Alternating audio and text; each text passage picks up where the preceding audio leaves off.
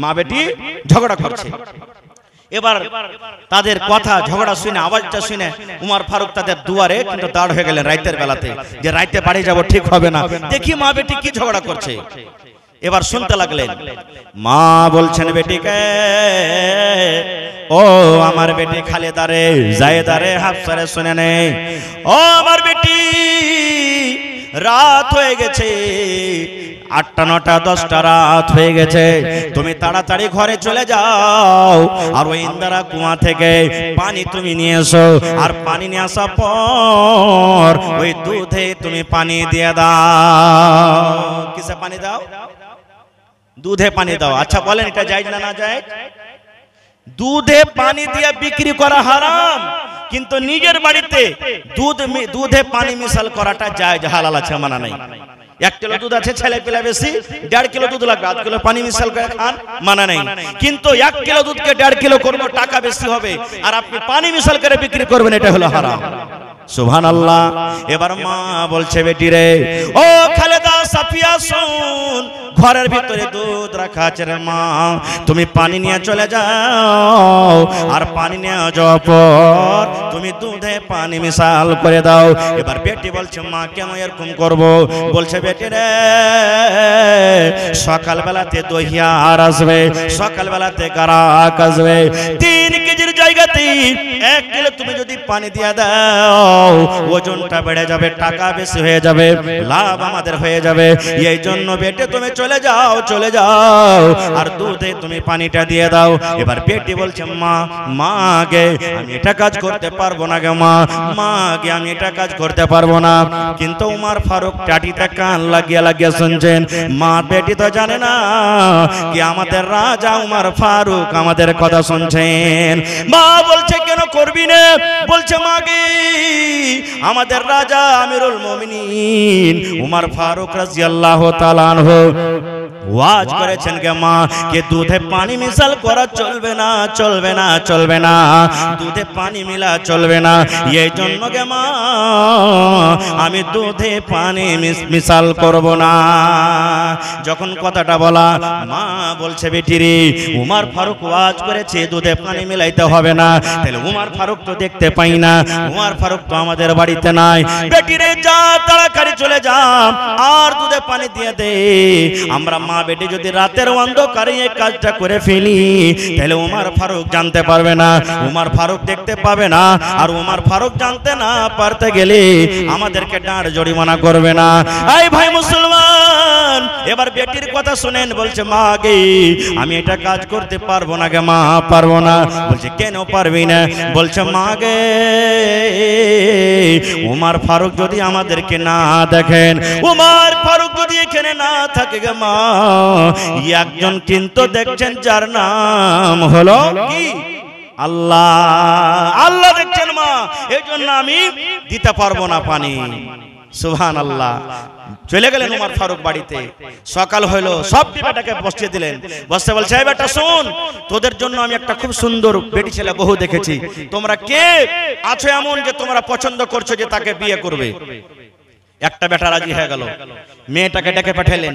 মেয়েটাকে ডেকে পাঠিয়ে পরে বলছে, মা, তোমার চরিত্র আখলাক আমি বুঝে ফেলেছি, এই জন্য আমার বাড়ির তোমাকে বউ করব, তুমি কি রাজি আছো? উমর ফারুক, যিনি মুসলমানের আমির রাজা, সামান্য একটা সাধারণ ঘরের মেয়ে, শুধু দিনদারি ইমানদারি হওয়ার কারণে বউ হয়ে গেল। সুবহানাল্লাহ। এ ভাই মুসলমান, তাহলে মেয়ে ছেলের ইলম শিক্ষা দরকার আছে না নেই? জোরে বলেন, আছে না নেই? আছে। আর একটু আগে চলেন। আল্লাহর নবীকে মক্কার লোকেরা গাইল দিত, কেউ জাদুকর বলতো, কেউ বলতো যে এই পাগল, কেউ বলতো কি দিওয়ানা, কেউ বলতো কে জিন আসছে, কেউ বলতো যে ভূত আসছে। হাদিস বুখারী শরীফের মেলা এরকম গাইল দিত। আল্লাহ কোরআনে বলছেন তাও যে মক্কার লোকেরা নবীকে কিভাবে গাইল দিয়েছে। ছোট ছোট বাচ্চা, এখনো বালিগ হয়নি, সাবালক হয়নি, ছোট ছোট বাচ্চা। ওর মা ডেকে বলছে, বেটা রে, ওই কি গে মা? বলছে, বেটা একটা কাজ করতে পারবি? বলছে, কি গে মা? বলছে, বেটা রে, এই মক্কা নগরে, মক্কার জমিনে আবু জাহাল বলে একটা লোক আছে রে ধন, যে আমার নবীকে গালি দেয়। মেলায় রকম ভাষাতে আমার নবীকে গালি দেয়। বাচ্চা বলছে, মা গালি দেয় তো কি করবো? বলছে,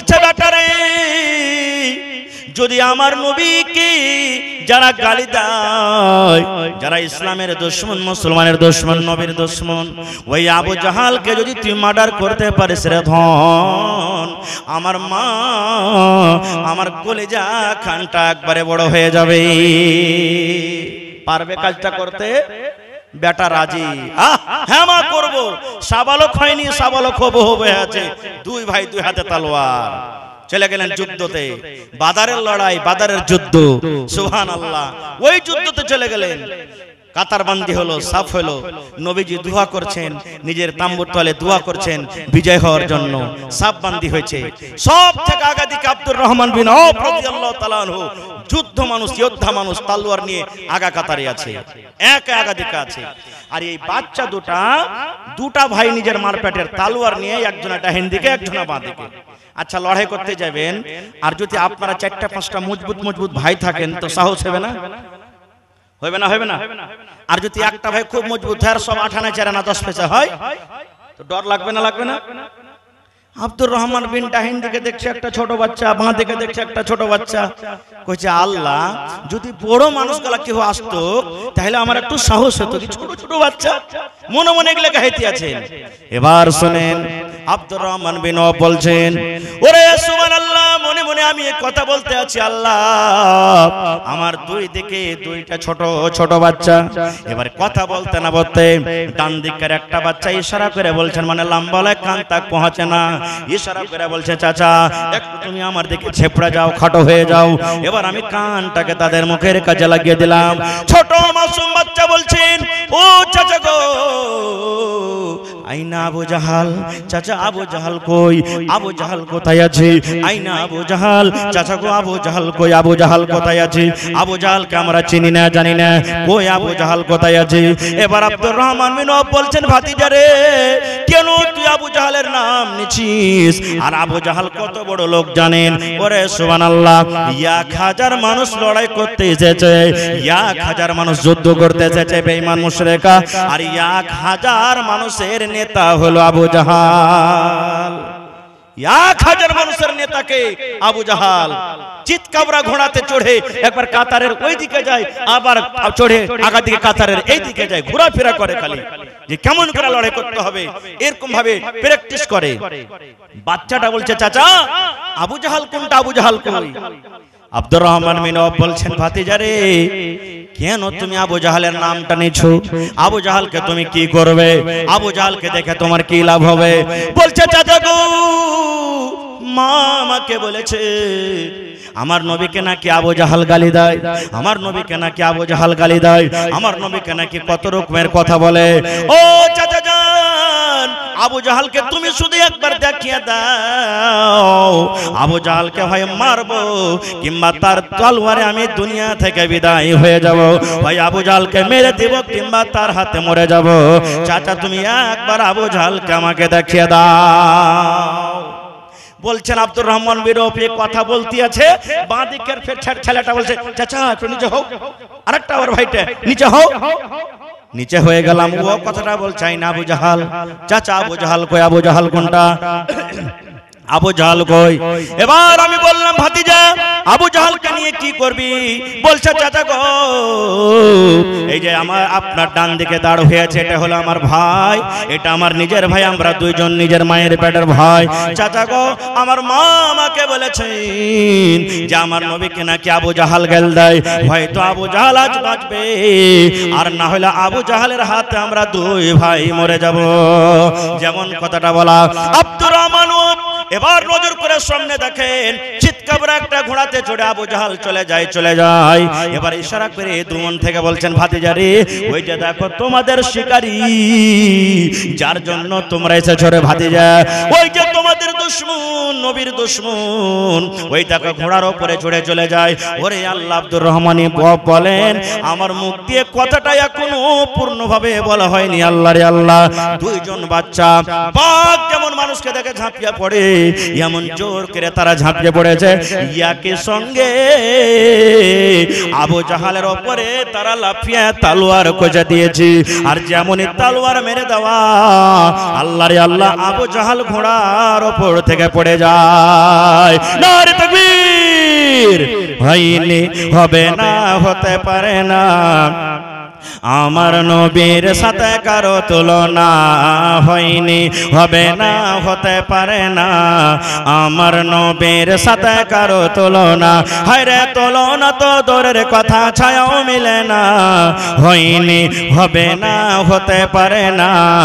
আমার নবীর সাথে কারো তুলনা হয়নি, হবে না, হতে পারে না। আমার নবীর সাথে কারো তুলনা। সকল নবী রাসূল ছিলেন খোদার দিবানা, দু নয়নে দেখব খোদা ছিল তামান্না। আরে মোর নবীকে ডেকে নিলেন, আরে মোর নবীকে ডেকে নিলেন, দেখবে রব্বানা। হয়নি, হবে না, হতে পারে না।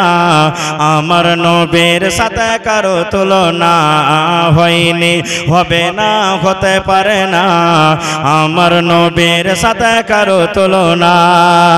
ইউসুফকে দেখে যারা আঙ্গুল কেটেছে, তারা কে আমার নবীর রূপ দেখেছে।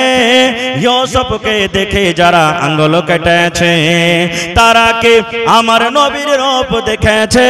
আরে দেখতো যদি কেটে দিত, আরে দেখতো যদি কেটে দিত কলিজাখানা। হয়নি, হবে না, হতে পারে না। আমার নবীর সাথে কারো তুলনা হয়নি, হবে না, হতে পারে না। আমার নবীর সাথে কারো তুলনা। যার শানে আল্লাহ তাআলা করলেন ঘোষণা, খলকে আযম আমার শাহে মদিনা। যার শানে আল্লাহ তাআলা করলেন ঘোষণা, খলকে আযম আমার শাহে মদিনা। মুসলমানে নবী ছাড়া কিছুই মানে না, মুমিনে কোরআন ছাড়া কিছুই বোঝে না। হয়নি, হবে না, হতে পারে না। আমার নবীর সাথে কারো তুলনা।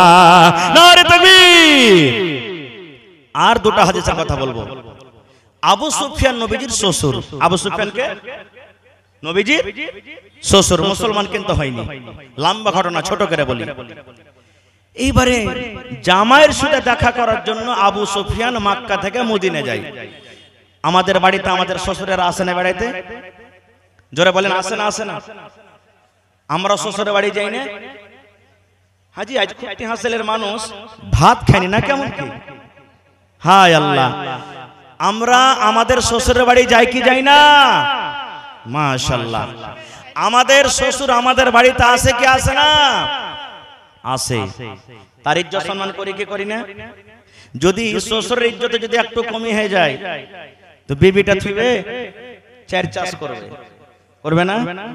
হ্যাঁ, খালি শ্বশুর কি দূরের কথা, শ্বশুরের পক্ষ থেকে কেউ চলে আসো, হ্যাঁ, যদি এখানটা খালি কাপড় না বিদায় করে দেখে লিয়েন, হ্যাঁ আমার ভাই বাপেরা লাগছে ওর বাড়িতে পড়ে থাকতে আসছে, কত কালের পরে এসছে, এখানটা কাপড় গালাতে এবার হিঞ্জার হলো না, তাহলে কথা বলে বলে কি বলে না, খারজা হোক। এবারে নবীজি বাড়িতে আছেন, কার বাড়িতে আছেন সেদিন? কার বাড়িতে? আবু সুফিয়ান বলছেন যে আমার বেটির বাড়িতে আছে, বেটির বাড়িতে আছে, বেটির ঘরে আছে। এবার এজাজত চাইলেন, নবীকে কাছে এজাজত চাইলেন, নবীজি বললেন আসতে দাও। মুসলমান কিন্তু হয়নি এখনো আবু সুফিয়ান। এবার গেলেন ভিতরে। আচ্ছা বলেন তো, আমাদের শ্বশুররা যদি আমাদের বাড়িতে আসে তা আমাদের স্ত্রীরা বসতে দিবে না দিবে না? জোরে বলেন, বসতে দিবে না দিবে না? ওরে সুবহানাল্লাহ, নবীজির বিছানা লাগা আছে, চোখের উপরে কিংবা পালঙ্গে নবীর বিছানা বিছা আছে। এইবারে আবু সুফিয়ান নবীর বিছানের উপরে বসতে যাবেন, জামাইয়ের বিছান, বেটির বিছান, বসতে যাবেন। যেমনই বসতে যাওয়া, সুবহানাল্লাহ, এইবারে বেটি বলছেন আব্বা গো থামো, ও আব্বা থামো থামো। মানে কেমন থামো? যেমন কুটুম বসতে ইচ্ছে কুরসিতে, আর যদি কোনো ময়লা টয়লা লেগে থাকে তো আমরা থামো থামো থামো থামো থামো, ঝেড়ে দিয়ে একটু বলবো না এই মতো নবীজির স্ত্রী ওরে সুবহানাল্লাহ আব্বাকে বলছেন আব্বা থামো একটু থামো, বসিও না বিছানায়, বসিও না আব্বা বিছানায় বসিও না। আবু সুফিয়ান বললেন আমি ধমক দিয়ে দাঁড় হয়ে গেলাম। এবারে আমি যখন দাঁড় হয়ে গেলাম ওরে সুবহানাল্লাহ আমার বেটি আমাকে বিছানাতে বসতে না দিয়ে ওই বিছানা খানটাকে জমা করে এক সাইডে রেখে দিলেন। এবার রেখে দেওয়ার পর বলছেন আব্বা তুমি এখন বিছানায় বসে যাও। সৈয়াদি বিছানা খানটা জমা করে দিল, উপরকার যত কাপড় ধরিয়েছে, আর খালি বিছানাতে বলছেন চকিতে বা খাটে এখন বসো। এবার আবু সুফিয়ান বলছেন মা রে এরকম কাজ তুমি করলে কেন রে মা? আমি তো হইলাম তোমার বাপ, তুমি হইলে আমার বেটি, এই মুহাম্মদ হলো আমার জামাই, আর জামাইয়ের বাড়িতে আমি এসেছি, বেটির বাড়িতে এসেছি। বাপকে আদর করে বসতে দিয়েছ, বাপকে আদর করে বসতে দিয়ে বিছানা কেন তুমি জমা করে নিলে? কেন আমাকে বিছানায় তুমি বসতে দিলে না? কেন তুমি বিছানা খানটাকে জমা করে নিলে? এবারে ওরে সুবহানাল্লাহ নবীজির স্ত্রী ওই আবু সুফিয়ানের বেটি বলছে আব্বা গো তুমি নবীর বিছানাতে বসার এখনো যোগ্য হওনি, তোমার মতো মানুষটা নবীর বিছানায় বসবে এটা হক কিন্তু রাখে না। এবারে বেটি বলছে কেন রে বেটি? আব্বা বলছে কেন রে বেটি? কেন আমি বিছানায় বসতে পাবো না? এটা তো হলো আমার জামাই, মুহাম্মদ হলো আমার জামাই, আর তুমি হলো আমার বেটি। জামাইয়ের বিছানা আমি কেন বসতে পাবো না? বেটের বিছানা আমি কেন বসতে পাবো না? কেন আমি বসতে পাবো না? এইবারে বেটি বলছে আব্বা গো আমি তোমার বেটি হইতে পারি, আর এই মুহাম্মদ তোমার জামাই হইতে পারে, কিন্তু এই বেটি আর জামার এলাওয়া আল্লাহ রাব্বুল আমিন তাকে নবী করেছেন আর তাকে রাসূল করেছেন। আয় আব্বা জান আপনি এখনো মুসলমান হননি, এখনো মুসলমান হননি, এখন আপনি নাপাক হয়েছেন, মুশরিক হয়েছেন। আর আপনার মতো মুশরিক লোক নবীকে বিছানায় আমি বসতে দেব না, আপনার মতন মুশরিক লোককে আমি নবীর বিছানাতে আমি বসতে জায়গা দেব না। নারে তাকবীর! এ ভাই এবারে বেটি ছেলেটা যদি পড়ালেখা না থাকতো, দিনদার না থাকতো, তো নিজের বাপের সাথে এরকম ব্যবহার করতে পারতো? তারজি দিলেন কাকে? আব্বাকে। নাম নবীকে না নিজের স্বামীকে? স্বামীকে তারজি দেয়নি, দিয়েছেন নবীকে। কেন? শরীয়ত জানে বুঝে জন্য না। একটা আর হাদিসের কথা শুনেলেন? ওরে সুবহানাল্লাহ, এর আগে হয়তো আমি কোন জালসাতে বলেছি, একবারে শর্টে বলবো। আল্লাহর নবীর জামানাতে সুবহানাল্লাহ সাফওয়ান বিন মুআত্তাল রাদিয়াল্লাহু তাআলা আনহু একজন সাহাবী, একবার শর্টে বলবো করি। সাফওয়ান বিন মুআত্তাল রাদিয়াল্লাহু তাআলা একজন স্বামী, পুরুষ মানুষ। এবার তার স্ত্রী বলছেন আমি নামাজ পড়ি, আমার স্বামী আমাকে মারে। একদিন দেখলাম, দুদিন দেখলাম, 3 দিন দেখলাম, 5 দিন দেখলাম। এবার নবীর দরবারে আমি কিন্তু শিকায়ত নিয়ে চলে গেলাম আমার স্বামীর জন্য, স্বামীর জন্য শিকায়ত নিয়ে গেলাম। যেমন আমার এই চিলমারি গ্রামে যদি কোনো মানুষ ভুল করে আমার মুখিয়াজির কাছে চলে যায়, আমার মাওলানার কাছে চলে যায় যে ইনসাফ করে দেন, ফয়সালা করে দেন। এই মতো সেই মহিলা সাফওয়ান বিন মুআত্তালের স্ত্রী নবীর কাছে চলে গেলেন শিকায়ত নিয়ে। কার? স্বামীর জন্য। শিকায়ত কি জানেন? আমাকে খাইতে দেয় না তার জন্য নয়, আমাকে কাপড় দেয় না তার জন্য নয়, আমাকে বাড়িতে রাখে না তার জন্য নয়, যে দিক থেকে আসে আমাকে মারে তার জন্য নয়। কিসের শিকায়ত? চলে গেলেন নবীর কাছে। নবীর পাঞ্জরে আরো সাহাবায়ে কেরাম বসে আছেন, ওয়ার স্বামী সাফওয়ান বিন মুআত্তাল নবীর পাঞ্জরে কিন্তু বসে আছেন। এই বেটি ছেলে যে তখন বলছেন আসসালামু আলাইকুম ইয়া রাসূলুল্লাহ। নবীজি বললেন কি খবর, কি কথা, কেন এসেছো তুমি? এবার সাফওয়ান বিন মুআত্তালের স্ত্রী বললেন ইয়া রাসূলুল্লাহ, আল্লাহর নবী গো আমার স্বামীর ব্যাপারে 3 খানা আমি শিকায়ত নিয়ে এসেছি গো নবীজি, 3 খানা আমি কেস নিয়ে এসেছি। নবী বললেন কি তোমার শিকায়ত আছে বলো। 1 নম্বরে সাইমা বলছেন আল্লাহর নবী গো এই যে সাফওয়ান বিন মুআত্তাল আপনার পাঞ্জরে বসে আছে, এটা হলো আমার স্বামী, এটা হলো আমার পতি, এটা হলো আমার হাজবেন্ড। আল্লাহর নবী গো আমি যখন নামাজ পড়ি, নামাজের হালাতে আমার স্বামী আমাকে মারে, আমাকে গুতা মারে, আমাকে ফাইট মারে, আমাকে হুড়া ঘোরা দেয় আর ডাকে, বিবি রে তুমি এসো এসো আমার বিছানাতে তুমি এসো। এই জন্য আমি আপনার কাছে ইনসাফ পেতে এসেছি গো নবীজি, যে নামাজের হালাতে আমার স্বামী কেন আমাকে মারে। নামাজের হালাতে মারতে হয় ভাই, কেউ মারবে না। এক নম্বর হয়ে গেল। বলছে আচ্ছা 2 নম্বর। আবার মহিলাটা বলছেন ইয়া রাসূলুল্লাহ, নবী গো আমি যখন রোজা রাখি গো নবীজি, দিনের বেলাতে যখন আমি রোজা রাখি, আমার স্বামী সাফওয়ান আমার মুখে পানি দিয়ে কিংবা আমার মুখে খাজর দিয়ে আমার রোজাটাকে ভেঙে দেয়। এবার যদি আমি খাজর কিংবা পানি খেয়ে যদি রোজা না ভাঙি, আমার হাত কানটাকে ধরে বিছানে নিয়ে চলে যায়, আর বিছানে নিয়ে যাওয়ার পর আমার সাথে হামবিস্তিরি করে, মিলন করে, আর মিলন করার পর আমার রোজাটাকে ভেঙে দেয়। কয়টা হলো? 2টা হয়ে গেল। এবার সেই মহিলা বলছেন 3 নম্বর কেস। নবী গো, নবী গো যখন সূর্যটা উঠে যায় পূর্ব দিকে, যখন সূর্যটার ছাটা চলে আসে, সূর্যটা যখন উঠে যায় তখন আমার স্বামী ফজরের নামাজ পড়ে। সূর্য ওঠার আগে আমার স্বামী ফজরের নামাজ পড়ে না। 3 হয়ে গেল কেস। 1 নম্বর নামাজ হালাতে মারি, 2 নম্বর আমার রোজা ভেঙে দেয়, 3 নম্বরে ফজরের নামাজ পড়ে সূর্য ওঠার পর।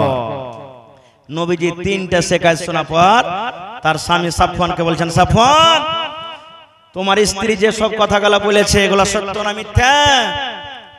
আমাদের মানুষ, আমাদের মতো এই জামানার আমরা মানুষ হতাম, লজ্জার কারণে বলতাম না নবীজি সব মিথ্যা কথা বলেছে, একটা সত্য কথা বলেনি, এই কথা আমরা বলতাম।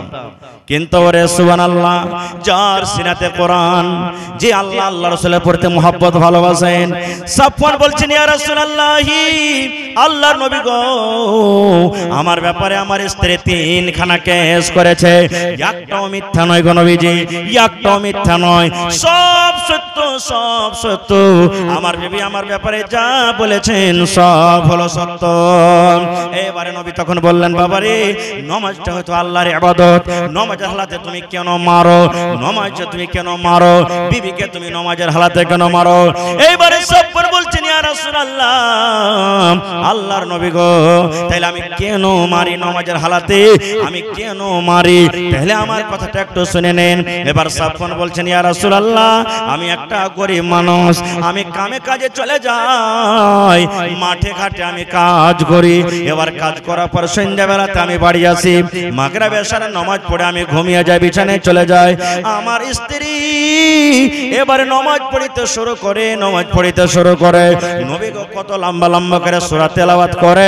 কোরআনের মধ্যে যেগুলো সব থেকে বড় বড় সূরা, এক এক রেখাতে 2-2টা করে সূরা তেলাওয়াত করে।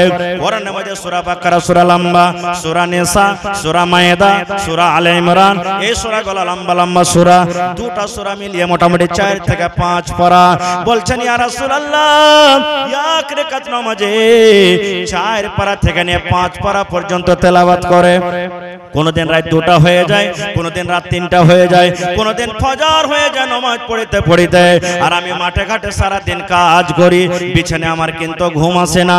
আমি বুঝালাম একদিন বিবিকে, বিবি রে এত লম্বা করে তুমি তেলাওয়াত করিও না, এত লম্বা করে তুমি নামাজটা পড়িও না। একদিন বুঝালাম, 2 দিন বুঝালাম, কিন্তু আমার কথা মানে না। আমার কথা যখন না মানি তখন আমি নামাজের হালাতে তাকে কিল মারি, তাকে আমি ফাইট মারি, আর বলি বিবি রে এত তুমি নামাজ লম্বা করিও না, এত নামাজ লম্বা করিও না। এসো এসো তুমি আমার বিছানে এসো, আমার মাথাটা তুমি দেবে যাও, আমার গা হাতে তুমি তেল দিয়ে দাও, আমার পাটা তুমি একটু দেবে দাও, এসো তুমি আমার বিছানাতে তুমি এসো। আমার কথা না মানে না শুনি নামাজটাকে লম্বা করার কারণে আমার বিবিকে আমি মারি। এবারে নবীজি বললেন, ও মহিলারা, যখন তোমাদের স্বামী বাড়িতে থাকবে লম্বা সূরা পড়ার দরকার নাই, ছোট ছোট সূরা পড়ি তোমরা নামাজ পড়ো যথেষ্ট। এবার তার আগে একটা কথা বলি, এই যে তারাবি আসছে ভাই সামনে, এক রুকুতে 3 রাকাত 4 রাকাত আমরা পড়েলি, তারপরে বলছি মৌলভী সাহেব তুমি দেখতে পাও না যে এত পাটাপাট মশা লাগছে গরমের দিন, ছোট করতে পারো না? 1 পাতা 2 পাতাতে আমাদের গোটে তারাবি শেষ হয়ে যায়, এখানটা আমরা সহ্য করতে পারি না। আর সে মহিলা 4 পারা 4.5 পারা 5 পারা কোরআন এক রেখাতে তেলাওয়াত করতেন, তাহলে তার কোরআন কত মুখস্থ ছিল জি ভাই? কোরআন কত মুখস্থ ছিল বুঝতে পারছেন? সুবহানাল্লাহ। তাহলে বেটি ছেলেকে পড়া দরকার আছে না নেই? জোরে বলেন, বেটিরাকে পড়াইতে হবে না হবে না? হবে। আব্দুল্লাহপুরে একটা প্রাইমারি স্কুল আছে, ওতে দেওয়ালে লেখা আছে औरत घोइटा कुढ़ाएगी फिर भी पढ़ने जाएगी। औरत घोइटा कुढ़ाएगी फिर भी पढ़ने जाएगी। आजकल कर मुसलमान बेटा रखे पढ़ाबो, बेटी के पढ़िए की लाभ जाबे? ई तो जा परे बढ़ते गोबर तुलबे, बाड़ी झाड़ दिबे, घर झाड़ दिबे, झूल झाड़ दिबे, बाड़ी लेबे, यार के पर पढ़िए की करबो ना रे भाई ना। যদি না পড়া তাহলে ওই 10-15 বছর 20 বছর আগে যে আমার মায়েরা খালারা বেটা বেটির আগে যখন রাতের বেলাতে পেশাব করতে ওঠে তখন যে দোয়া শিখাইতো, এক বাত্তা, দু বাত্তা, তিন বাত্তা, ঘর সুত্তা, বাহির মুত্তা, ওগুলো শিখাইতো না আগে? এক বাত্তা, দু বাত্তা, তিন বাত্তা, ঘর সুত্তা, বাহির মুত্তা, ওগুলো শিখাইবে যদি না পড়ান তো। এজন্য ভাইরে আমাদের এলাকাতে একটা বানাত মাদ্রাসা নাই। দ্বিতীয় কথা, বানাত মাদ্রাসা চালাটা খুব আসান নয় রে ভাই। বেটা ছেলের মাদ্রাসা থেকে বেটি ছেলের মাদ্রাসাতে খুব হিসাব কিতাব বেশি, খরচ বেশি, আর খুব সাবধানে চালাইতে হবে। এটা আমাদের খুশি, একটা গৌরব যে আমাদের এলাকাতে আমরা কেউ হিম্মত করতে পারিনি, সব থেকে আগে চিলমারির মানুষ হিম্মত করেছে। এই জন্য মিলে জুলে, পায়ে পা লাগিয়ে, কান্দাতে কান্দা লাগিয়ে, মুখে মুখ লাগিয়ে, বুদ্ধি দিয়ে, টাকা দিয়ে, সব রকম সাহায্য করে মাদ্রাসাটাকে আমাদেরকে চালাইতে হবে। চালাবেন তো? পড়েন ইনশাআল্লাহ, জোরে পড়েন ইনশাআল্লাহ। ভাই মুসলমান, আজকে এই এলাকাতে একটা বানাত হয়েছে। আমাদের মেয়েরা কত ভাই এমন আছে, গরিব মানুষ, 3-4 মেয়ে আছে, হয়তো একটাকে পড়িতে দিয়েছে, খরচ জুটে না, পাঞ্জরখানে থাকলে পড়িতে পারবে, খরচ কম লাগবে। আর ঘরে ঘরে ঘরে ঘরে যেমন আলিম তৈরি হয়েছে, এই মতো ইনশাআল্লাহ ঘরে ঘরে আমাদের বেটিরাও পড়ে লেখা তালিম হাসিল করবে আর ফারেগা হবে ইনশাআল্লাহ। আর যে মেয়ে ছেলে ফারেগা হবে, ইলম হাসিল করবে, ইনশাআল্লাহ আর ভালো রিশতা আসবে, আল্লাহর বরকত হবে, আনে ওয়ালা নসল ইনশাআল্লাহ এমন হবে যে যে জাহেলিয়াত, যে বুরাই আমাদের সমাজে আছে, আস্তে আস্তে আস্তে ইনশাআল্লাহ দূর হয়ে যাবে। ভাই মুসলমান, তবে আমার পিছনে আরো উলামায়ে কেরাম আছেন, বক্তাগণ আছেন, আমি কথা কার লম্বা করব না। ভাইরি 1 টাকা 2 টাকা 5 টাকা যা দেবেন নিয়ে নেব আপনাদের কাছে। তবে আজকের জালসাতে দেখি কোন আল্লাহর বান্দা এমন আছেন যে 50,000 টাকায় বানাত মাদ্রাসার জন্য দান করবেন। বানাত শুরু হয়ে গেছে, কত কষ্ট করে করছে বানাত। 50,000 টাকা দান করবেন ইনশাআল্লাহ। সামনে 3 মাস বাদ রোজা থেকে এডমিশন চালু হয়ে যাবে, আপনাদের দোয়া দয়া সাহায্য থাকে ইনশাআল্লাহ মাদ্রাসা চালু হয়ে যাবে। ভাইরে, এই মাদ্রাসার জন্য, মেয়ে ছেলের জন্য দেখি একটা লোক 50,000 টাকা দিবেন, কিংবা 1 কাঠা জমিন দান করবেন। হয় মাদ্রাসার আঞ্জর পাঞ্জরে থাকলে লাগিয়ে দেন, জায়গাটা বড় হবে, আর না হলে মাঠে ঘাটে কোনো জায়গাতে আছে বিক্রি করে যা টাকা হবে লাগিয়ে দিবেন। দেখি একটা লোক 10,000 টাকা দিবেন, এবং 5টা লোক আমি দেখবো 5,000 5,000 5,000 করে, এবং 500 1000 2000 করে। আমি কমসে কম 50টা লোককে আমি দেখবো। ভাই, হিম্মত বান্দা মাদাদে খোদা, এই গত রাতের আগা রাতে 2 রাত আগে এই উত্তর দিনাজপুরে বরিহান গাঁও আছে, মতিবুর রহমান সাহেব মাদানী হাফেজাহুল্লাহ, জুম্মার দিনে তার বাড়িতে খাওয়া দাওয়া হলো। কি সুন্দর মেহমান নওয়াজি করলেন, গ্রামে জালসা। ওরে সুবহানাল্লাহ, কি আপনাকে বলবো, একজন মহিলা, একজন আমার মা খালা গলা থেকে 1.5 ভরি ওজনের সোনার চেন লেসে হাজির করে দিলেন, মোটামুটি যার দাম 1 লাখ থেকে বেশি। 1.5 ভরি হার 1 লাখ থেকে বেশি। টাকা পয়সা তো নিজের জায়গাতে আছে, যেতে পারলেন। ভাই আমার, তো আজকে দেখে আমার এলাকার মা খালা, দাদি নানি খালারাকে যে চাদর গেছে ওর কি পেন্ডালে চাদর গেছে, চাদর আপনারা ভর্তি করে করে দিয়ে পাঠান বহিনারা, খালারা, মায়েরা। কোন এমন মা খালা বাকি না থাকে যে চাদরে টাকা আসেনি। গলার হার, নাকের কানের পায়াল, এই সমস্ত জিনিসগুলো আপনারা খুলে খুলে দিয়ে পাঠান। এবং ভাইয়েরাকে বলবো, ভাইরে কম করে, আমি জানছি এটা তঙ্গির সময়, কিন্তু এখানে যদি বাড়ি থেকে মুসিবত পড়ে যায়, আল্লাহ না করে হয়, 10,000 5,000 দরকার হলে ধার করে আমাদেরকে নিয়ে যেতে হবে। বাড়িতে এখানে কুটুম চলে আসতে গেলে বাড়িতে টাকা নাই, কাপড় দিয়ে বিদায় করতে হবে, 1000 টাকা 1500 টাকার দরকার আছে, ধার করে আমাদেরকে নিয়ে যেতে হবে। বিনা ইজ্জত সম্মান আমরা তাকে পাঠাবো না। ভাই আজকে আপনাদের সামনে হাত বাড়ালছি, আর আল্লাহ তাআলা কোরআনে বলছেন ওয়াম্মা সাইলা ফালা তানহার, সাইলকে তোমরা কোনোদিন ধিক্কার করিও না। আজ মনে করলেন স্টেজে আমি আপনাদের কাছে সাইল হয়ে হাত তুলেছি, দেখি কোন আল্লাহর বান্দা আছেন। একটা লোক 50,000, একটা লোক 10,000, একটা লোক 20,000, আর 5টা লোক 5,000 করে, এবং 50টা লোকের কাছে আমি আবদার করেছি ভাই মুসলমান 1,000 2,000 করে, এবং 50টা লোকের কাছে